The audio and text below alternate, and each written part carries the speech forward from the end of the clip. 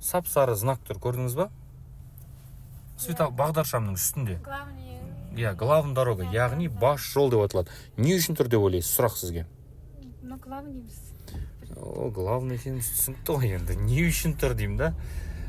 Молодец, өте дұрыс айтасыз. Егер де бағдаршам жұмыс жасамай қалса, және регулировщик болмаса, сол кезде сіз баш жолда келе жатсыз. Оң жақтағы мен сол жақтағылар сізді өткізуге міндетті екен. Түсінікті ғой да?